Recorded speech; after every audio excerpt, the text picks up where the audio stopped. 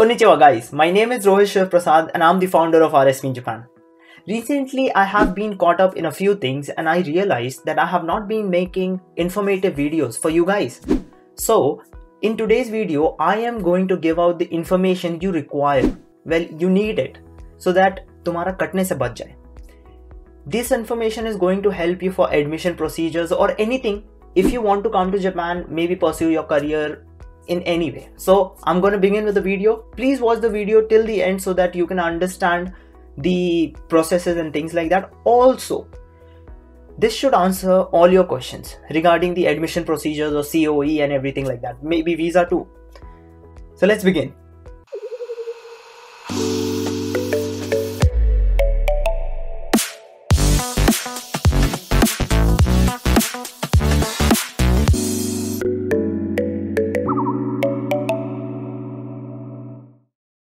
So as I told you, this video is about the academic processes and things like that, like COE and things like that. So let's cut to the chase.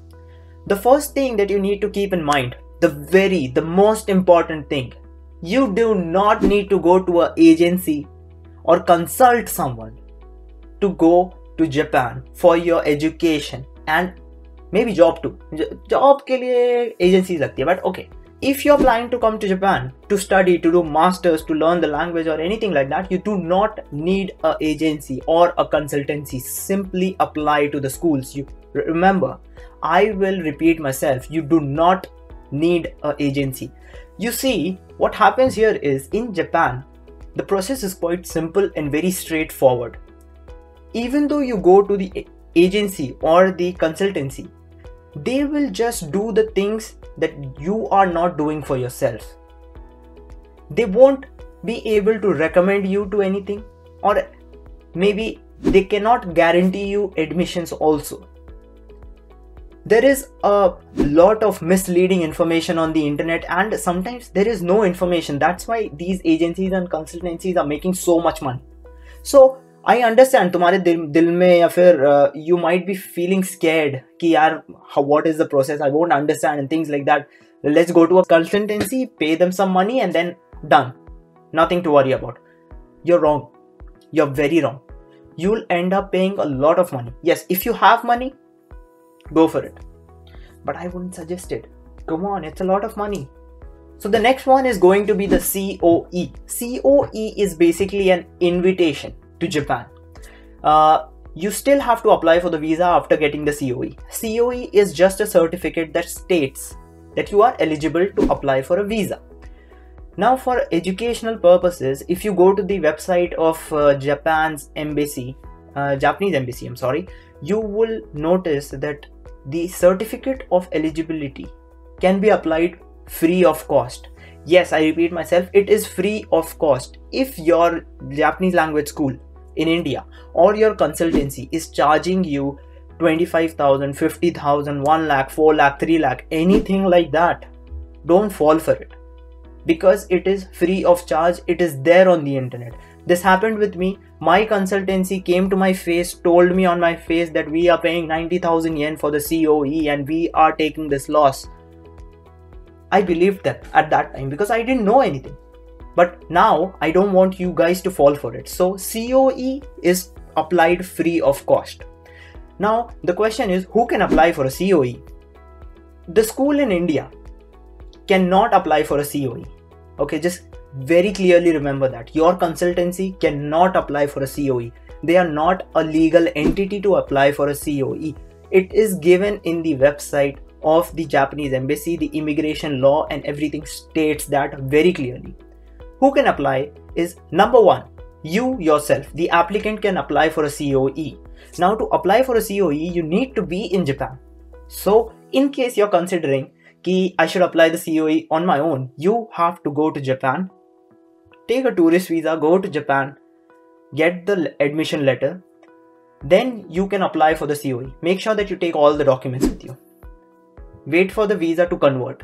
I would suggest this method if you have a lot of money and you can of course save some money because this would take a lot less than what your agency will take. The next one is that you can choose someone from your relatives who are living in Japan. So you can make them your legal representative, like if your dad or someone is living here, they can become the legal representative and apply for your COE. Next one is going to be the school that you're applying in. This is the one that everyone goes for, because this is the one where the you can be in India and still apply for the COE, the certificate of eligibility. So what happens here is you apply to the school and the school does everything for you. You just send your documents to the school and rest procedures and everything the school does. In Japan, okay, you have to keep that in mind. So I'm going to repeat myself to summarize it up. COE is applied for free of cost. You can apply, your legal representative, a close relative in Japan can apply, and then you your school that you are applying for can apply. The school in India cannot apply. The consultancy in India cannot apply for the COE. If anyone is charging money, you can just get a refund, just fight for the refund. There are laws that give you the right to ask your money back. Yes, then you have to understand that there are a few benefits when you're applying on your own, or if you have your own relative in Japan who is applying. Your friends cannot apply, they should be your relative, close relative. So now the benefit of applying on your own or your relatives applying is that if your COE is rejected, or if there is some document that is missing, the immigration will call you or your relative. When you're applying to a school, they call the school, and if the school does not have the documents, they cannot ask you to send it from India to Japan, because it's going to take a lot of time. So they just, don't cope up with the process. So I would still suggest, if you're confident about your documents, go with the school. Now you also have to understand, when you're applying on your own, there are some charges involved. If you're applying to a language school, mostly the language schools do not have a admission fee or the application process fee, but usually there is from 10,000 to 30,000 Japanese yen involved for the process, which means before even sending your documents, you have to pay that amount, and after paying that amount, you can send your documents, so that your documents will be screened and you will be given a letter ki haan, you have been selected and you can apply for the COE. So if the institute itself from Japan is asking you for the money, it's not wrong. But if the institute in India is asking you for money, that is wrong. Now the next one is going to be getting admissions in Japan. Well, getting admissions in Japan is not a very big task. It's just in your mind because of the lack of information, and also it's the fault of the Japanese language schools in India.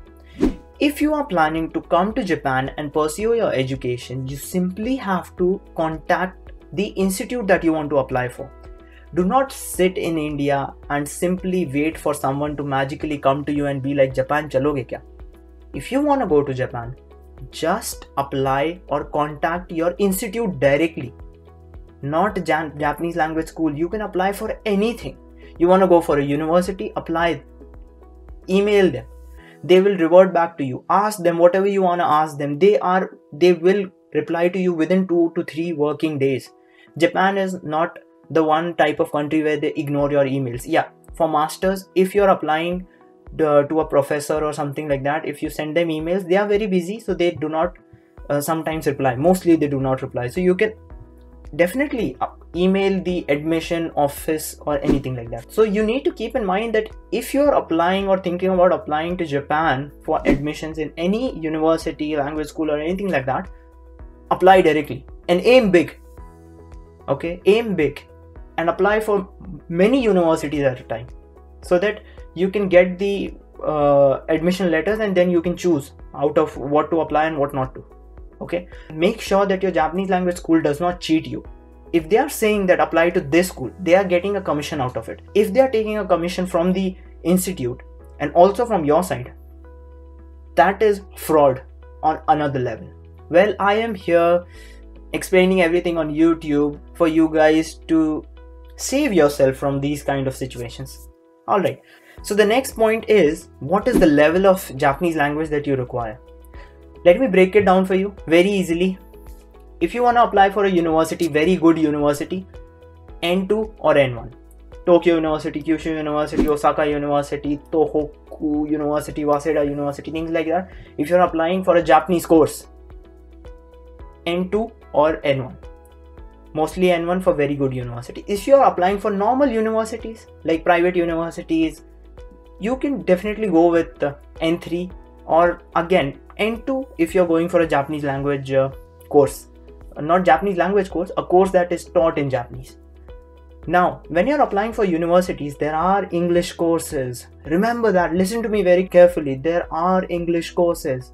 You can apply for that directly, okay? Go to their website, find out the interesting course or whatever that you are interested in. Apply and see what happens. Do not be scared. मुझे Japanese नहीं आती है. See, if you're planning to come to Japan, आज या कल तुम्हें Japanese पढ़ना पड़ेगा. And if you're thinking that I'll go to Japan and while doing my masters and things like that, I will study Japanese, you're dumb, my friend. You're dumb. That is the dumbest decision that you will ever take.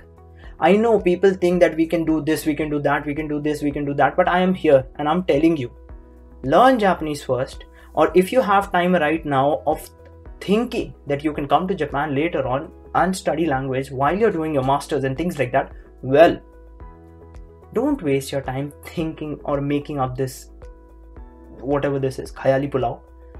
Start learning Japanese. It is not gonna do any harm to you. Even if you don't come to Japan, you can get a lot of benefits with learning Japanese. Now, I'm not gonna waste my time telling you all of those benefits here in this video, but yes, there are videos on the internet that I have posted before that I have told you what are the benefits of learning Japanese.